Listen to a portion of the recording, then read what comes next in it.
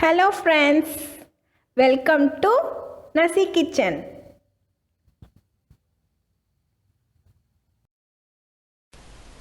Hi friends, இன்னைக்கு நம்ம சேனல்ல ரொம்பவே ஒரு சூப்பரான macroni semiya பாயசம் தாங்க பார்க்க போறோம்.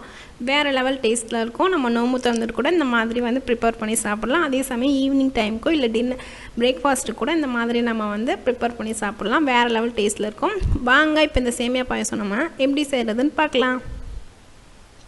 இப்போ அதுக்கு ஒரு panல ஒரு 2 ஸ்பூன் அளவு நம்ம நெய் வந்து உள்ள சேர்த்துக்கலாம்.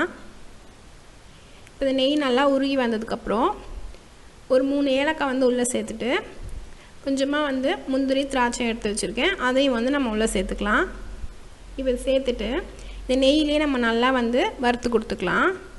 இப்போ இந்த நெய்யிலே வந்து நல்லா வறுபட்டு வரணும். முந்திரியும் திராட்சை நல்லா வறுபட்டு வந்ததுக்கு அப்புறம் இப்போ இந்த ஸ்டேஜ்ல ஒரு 2 டேபிள் ஸ்பூன் அளவு macroni வந்து நான் உள்ள எடுத்து வச்சிருக்கேன். அதையும் வந்து நம்ம சேர்த்துக்கலாம்.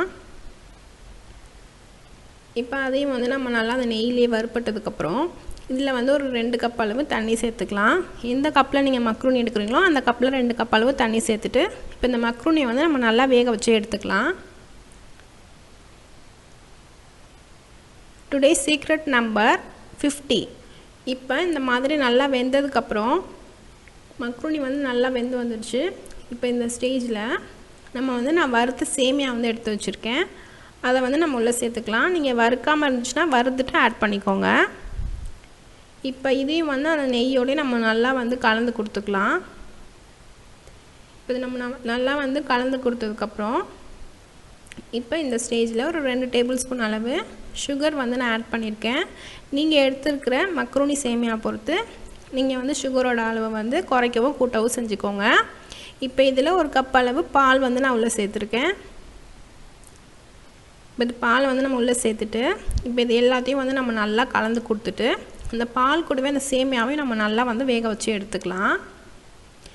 இப்போ பாருங்க இந்த பால் நல்லா கொதிச்சு இந்த சேமியாவும் நமக்கு நல்லா வந்து வெந்து வந்திருக்கு.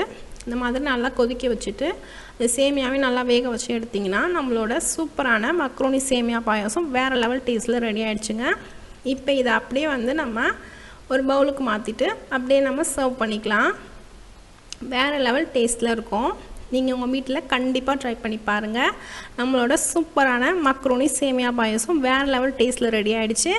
இதே மாதிரி உங்க வீட்டு குட்டீஸ்களுக்கும் இதே மாதிரி செஞ்சு கொடுத்தீங்கன்னா ரொம்பவே விருப்பப்பட்டு வாங்கி சாப்பிடுவாங்க. ஓகே फ्रेंड्स, இந்த ரெசிபி பிடிச்சிருந்தா மறக்காம நம்ம சேனலை சப்ஸ்கிரைப் பண்ணி வச்சு பாத்துக்கோங்க. இதே மாதிரி நான் உங்களை அடுத்து ஒரு இன்ட்ரஸ்டிங்கான ரெசிபியோட நான் உங்களை வந்து பார்க்கறேன். Thanks for watching.